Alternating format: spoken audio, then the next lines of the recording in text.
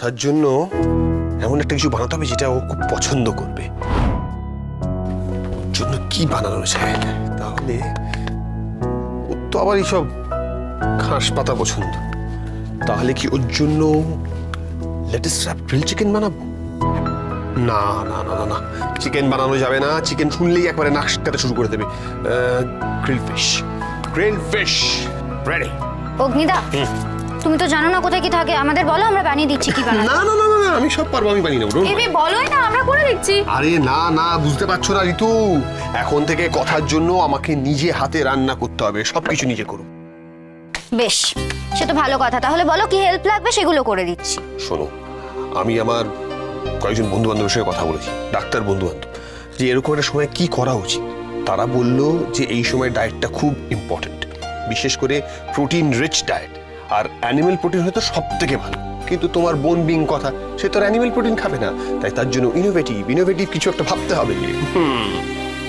তাহলে আর কি, আমাদের হেল্প যখন নেবেই না, নিজের বউয়ের জন্য নিজেই রান্না করবে, তাহলে আমরা কথার কাছেই যাই। হ্যাঁ হ্যাঁ, সেটাই বেশ। তোমরা কথার কাছে চলে যাও, শুধু কথার জন্য না, আমার বেবির জন্য আমি রান্না করব।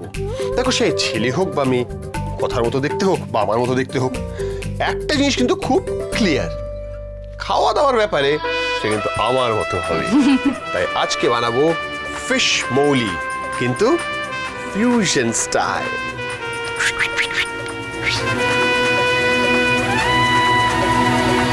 আতপুতু করো না, আমার তো অনেক কাজ আছে, কাপড় গোছাতে হবে, আরো অনেক কিছু আছে, সেগুলো আমি গুছিয়ে দেবো কাপড়, তুই চুপ করে বস, রেস্ট নে। রেডি রেডি, ব্রেকফাস্ট রেডি হয়ে গেছে। কি আবার দাঁড়িয়ে পড়েছিস তুই? কোনো কথা শুনছিস তুই? সত্যি? নে নে নে, ব্রেকফাস্ট রেডি হয়ে গেছে। এরপরে লাঞ্চে ফিশ মৌলি খেতে হবে, সেটা আমি অলরেডি ডিসাইড করে নিয়েছি। বসে পড়। নে, আজকে তোর জন্য ব্রেকফাস্টে রয়েছে boiled eggs, gluten free bread, আর তার সঙ্গে চিকেন দিয়ে টমেটো বেসিল স্যুপ। ঠিক আছে, বলছি শুনুন না, সকালের খাবারটা একটু সাত্বিক ভাবে করলে ভালো হতো না? প্লিজ প্লিজ ওস্তাদি মারিস না, প্লিজ।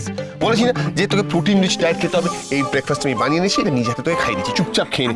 দাদা এরকম করিস না। খাবি না মানে? আমি এত কষ্ট করে বানালাম, খাবি না? তাই এবার হয় নাকি? দাদা আমি খাবো না। আরে কি হলো?